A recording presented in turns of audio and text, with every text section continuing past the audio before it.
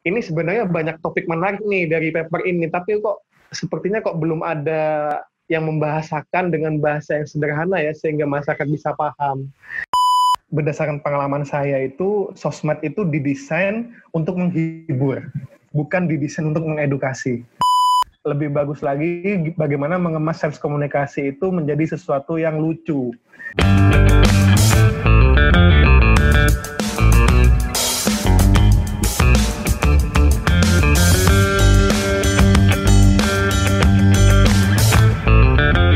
Selamat datang di podcast Bicara Nuklir, podcast pertama yang membahas tentang sains dan teknologi nuklir di Indonesia. Di season ini, kita akan ngobrol dengan lebih banyak ahli, dengan topik yang lebih luas, dan lebih far-reaching daripada sebelumnya.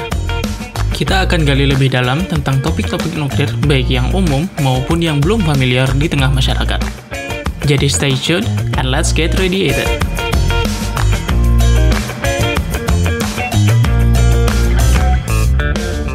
Oke, selamat pagi, siang, sore, malam pendengar semuanya. Bersama saya Harun Ardiansyah di sini di episode baru dan season baru dari Bicara Nuklir. Sebelum kita masuk ke hal-hal yang berkaitan dengan teknis nih, ada baiknya aku sih ngebahas tentang hal yang sebenarnya udah jadi concernku cukup lama, yaitu tentang cara mengkomunikasikan sains. Oleh karena itu, di episode ini aku undang Mas Dr. Nur Abdillah Siddiq. Beliau adalah staf pengajar di Departemen Teknik Nuklir dan Teknik Fisika UGM, alma materku dulu S1. Jadi alhamdulillah banget nih, jadi kayak ada koneksinya. Beliau itu lulusan ITS, Institut Teknologi 10 November di Surabaya, menempuh S1, S2, S3 di ITS.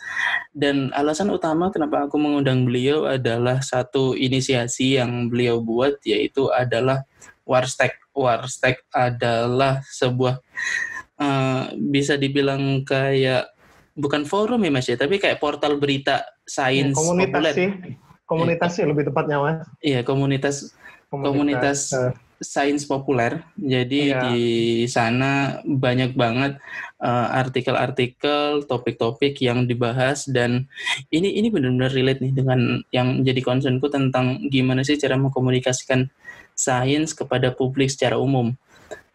Makanya kita mau dengar nih ceritanya Mas Siddiq tentang gimana beliau sejarahnya mendirikan Warstek, terus abis itu apa suka dukanya, terus juga tentang nanti aku juga tanya tentang science communicator dan lain sebagainya. Oke, Mas Siddiq, welcome to the show.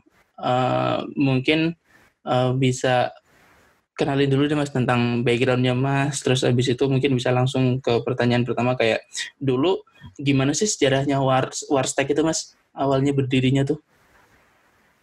Ini perkenalan singkat aja ya berarti ya? Iya. Oke, jadi saya dosen di DTNTF UGM, tepatnya di Prodi Teknik Fisikanya.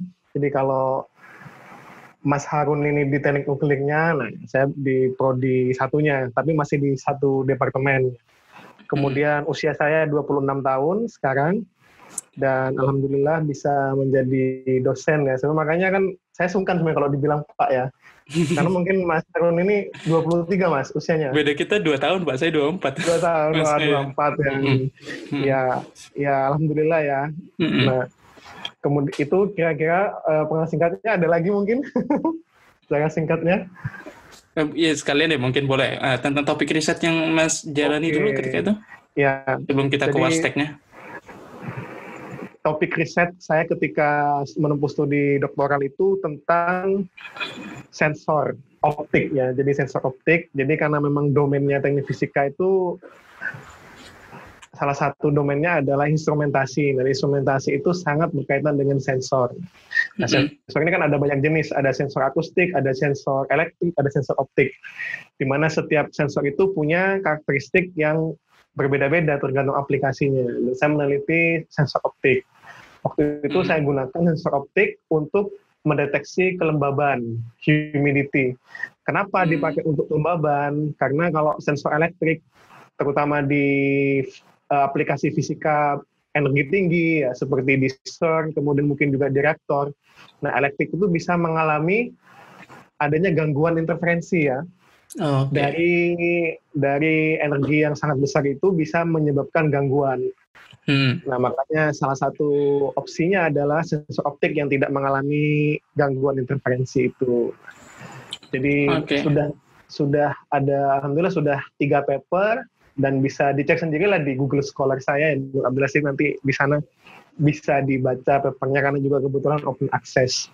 Oke, itu sekilas singkat saja tentang penelitian saya. Kemudian ketika di UGM ini, nah itu alatnya ternyata kurang lengkap ya ternyata ya. Jadi harus sedikit banding setir. Jadi masih optik, tapi saya sekarang fokus ke smart windows. Jadi membuat jendela yang dia bisa kita atur luminance-nya, bisa kita atur transparansinya. Nah, jadi ketika katakanlah cuacanya panas, dia bisa menahan panasnya, tapi cahayanya bisa lewat begitu. Jadi memblok inframerahnya. Ya. Kemudian tapi cahaya tampaknya masih bisa lolos. Itu masih sekarang masih dalam pengerjaan karena kemarin didanai 16 juta. Ini sedang masih saya kerjakan.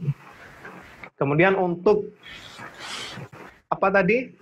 Sejarahnya Warstek ya? Iya, Warsteknya sendiri kayak gimana awalnya Warstek, terus apa yang membuat Mas menginisiasi Warstek ini, terus foundersnya kan 2 ya, Mas? 2 ya. Saya dan Mas Abdullah Halim yang saat ini jadi dosen juga. Nah, jadi awalnya itu ketika saya 2015 ya waktu itu ya, dan itu adalah tahun terakhir S1. Nah, dimana tahun akhir S1 itu saya harus baca banyak paper untuk bisa kemudian digunakan di laporan skripsi. Nah, ketika saya kemudian banyak membaca paper itu, saya berpikir, lah ini sebenarnya banyak topik menarik nih dari paper ini, tapi kok sepertinya kok belum ada yang membahasakan dengan bahasa yang sederhana ya, sehingga masyarakat bisa paham. Nah, dari sanalah kemudian saya membuat semacam paper review, tapi bahasanya itu benar-benar bahasa yang sederhana gitu. Kalau saya mengistilahkan adalah bahasa yang down to earth. Jadi benar-benar bahasa yang istilahnya minimal anak SMA aja paham lah. Nah, gimana caranya? Gimana caranya? Tentu banyak teknik-teknik metafora, perumpamaan, dengan bahasa yang sudah kita pahami sehari-hari, dengan fenomena yang mudah kita jumpai sehari-hari. Nah, kemudian saya nulis waktu itu, sorry Mas, itu di awal-awal itu kayak yang Mas melakukan paper review itu udah sampai berapa paper tuh sebelum sampai ke Warstek gitu loh? Saya sekarang di Warstek itu ada sekitar 158 artikel dari 2015 sampai sekarang, dan yang awal-awal saya ingat saya itu 10 paper saya buat waktu itu di website warstek.wordpress.com masih. Kemudian nah ada teman saya kebetulan dulunya pernah satu tim penelitian dan istilahnya sevisi lah. Nah, beliau merasa tertarik dan kemudian ingin ikut bergabung nulis juga waktu itu. Jadi berdua nulis sampai project awalnya itu sampai 50 paper ya yang kami terjemahkan. Bahas dari ini, topiknya sederhana tentang partikel Tuhan ya. Sederhana nggak itu? Nah, itu bahkan di kita aja yang emang udah di bidang penelitian kayak itu udah tinggi banget lah itu fisikanya. Nah, itu kan banyak yang menyangka partikel menyusun Tuhan katanya. Nah, itu kan salah informasi tersebut. Antimatter kan maksudnya kan? Iya, jadi kan penyusun massa, Higgs boson itu kan maksudnya. Jadi kenapa ada partikel yang memiliki massa, kenapa ada partikel yang tidak memiliki massa seperti foton? Itu kan karena ada partikel Tuhan itu yang memberikan massa istilahnya. Nah, nah itu juga yang menjadi momentum kemudian saya diliput oleh Jawa Pos waktu itu. Jadi ketika saya membuat penjelasan tentang partikel Tuhan itu, Jawa Pos tertarik dan nah mulai dari situ follower Warstek di Instagram yang awalnya hanya 200-an tiba-tiba booming langsung. Sekitar itu momen of virality ya ibaratnya, kayak momen di mana itu viral tuh di situ ya.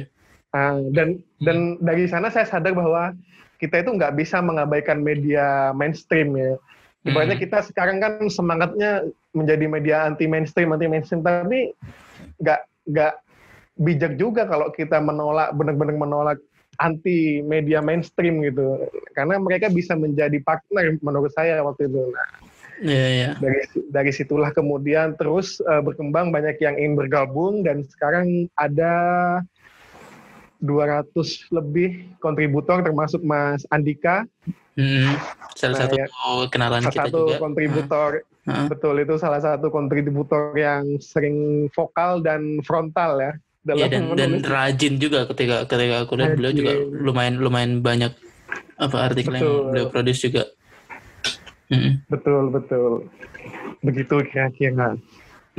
Oke. Berarti dari itu momen viralnya itu berarti ketika kapan ya Mas? Tahun berapa tuh berarti? Tahun berapa sejak pertama kali bikin Warstek tuh?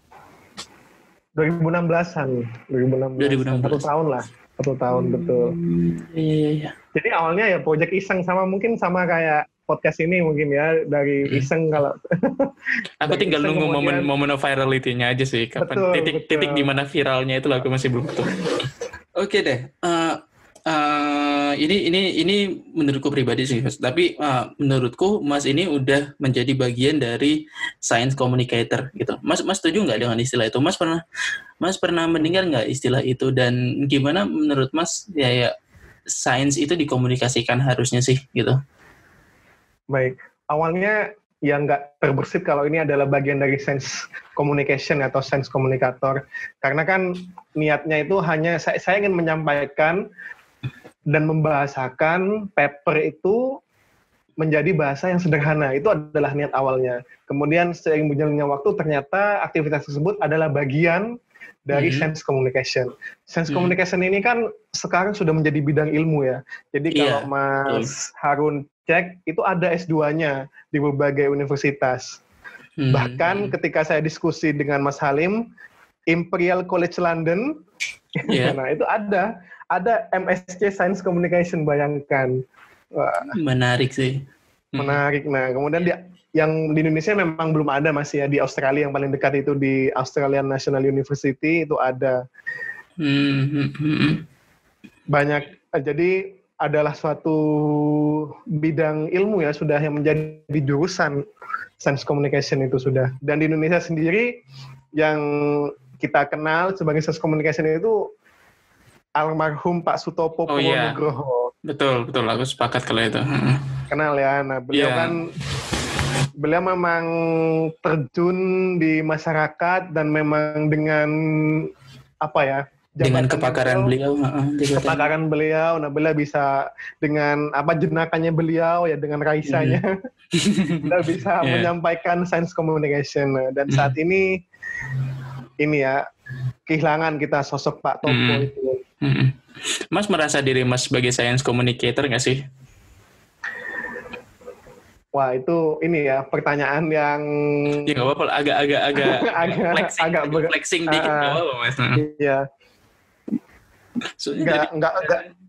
Nggak merasa sih sebenarnya, karena kan kalau itu kemudian saya mengklaim bahwa saya science communicator, saya harus seperti misalkan dalam bayangan saya ya, Carl Sagan seperti itu yang memang sudah menjadi benar-benar science communicator. Kemudian Neil deGrasse Tyson, kemudian betul. Ada lagi siapa yang profesor di Inggris itu, Brian Cox itu. Oh iya, Brian Cox.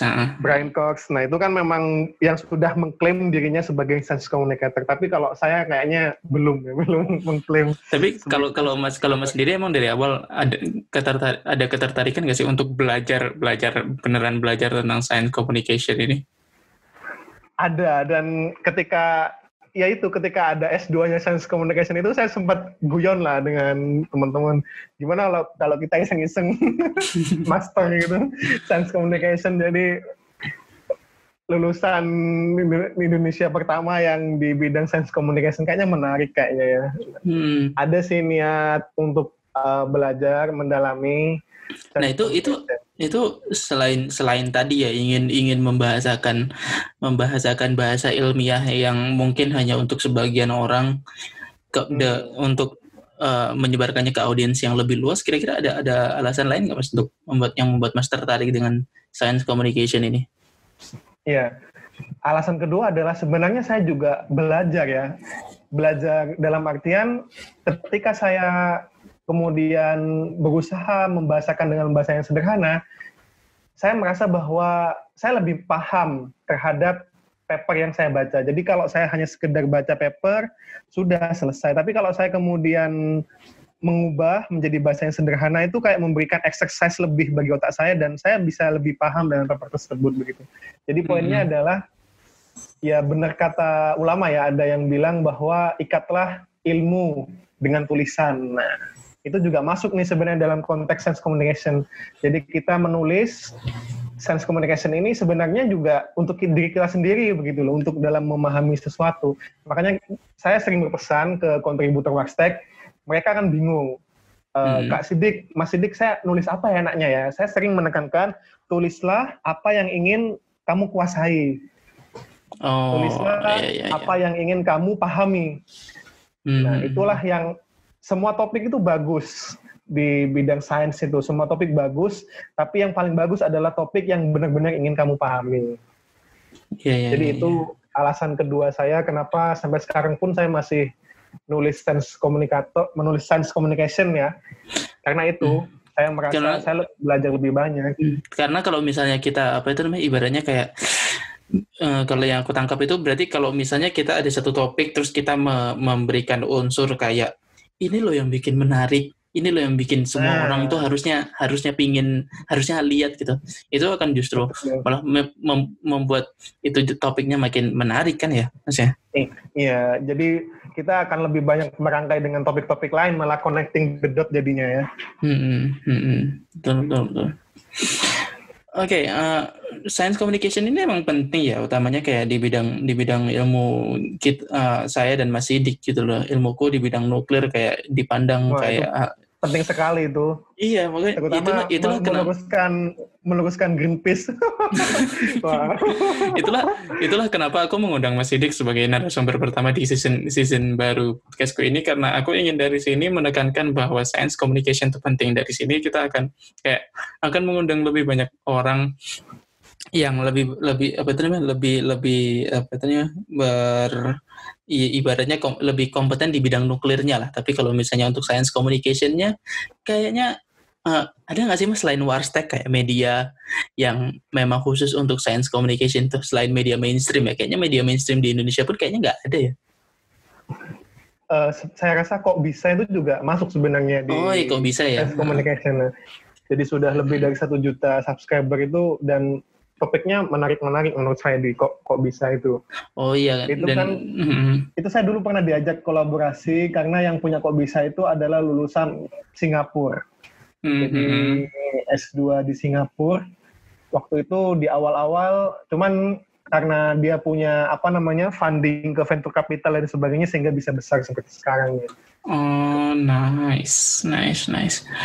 Iya kan, kok bisa itu juga dia pakai animasi juga ya? Pakai animasi, betul. Effortnya lebih besar itu. Nggak coba nyari venture capital juga, Mas? Wah, belum ini. Karena ini sebenarnya ya itu sebagai awalnya proyek sukarela ya. Iya, betul, sukarela, betul. Tapi sebenarnya kalau ingin difokuskan juga bisa sebenarnya, dan pasangnya lumayan besar ya, karena kan Indonesia ini bonus demografi ya, jadi selama ke depan ini lebih banyak didominasi anak muda, dan itu bisa menjadi prospek pasar yang bagus untuk science communication ini. Oke deh, ngelihat gitu Mas, dengan bisa dibilang dengan sedikitnya media yang memang berfokus untuk mengkomunikasikan science communication gitu. Menurut Mas, gimana sih kayak pentingnya science communication di masa sekarang, dan apa yang menurut Mas bikin media yang berbasis mengkomunikasikan sains itu jadi susah gitu loh? Iya, jadi berdasarkan pengalaman saya itu sosmed itu didesain untuk menghibur, bukan didesain untuk mengedukasi. Jadi kalau kita ingin kemudian suatu konten science tech bisa viral, mengalahkan konten hiburan di sosmed itu ya akan sia-sia jadinya. Karena memang desain dari sosmed itu adalah untuk menghibur. Jadi biasanya orang capek kerja itu inginnya dapat hiburan, bukan dapat pengetahuan ya. Nah, makanya sebenarnya untuk pengembangan di sosmed menurut saya itu tidak perlu terlalu diutamakan, tidak perlu diprioritaskan melalui sosmed. Karena kalau kita kemudian, seperti misalkan Waxtag itu sejak 2015 hingga sekarang ya, itu followernya masih 70 ribuan. Nah kalau dibandingkan dengan akun yang entertain, seperti Dagelan, itu sudah bisa 15 juta.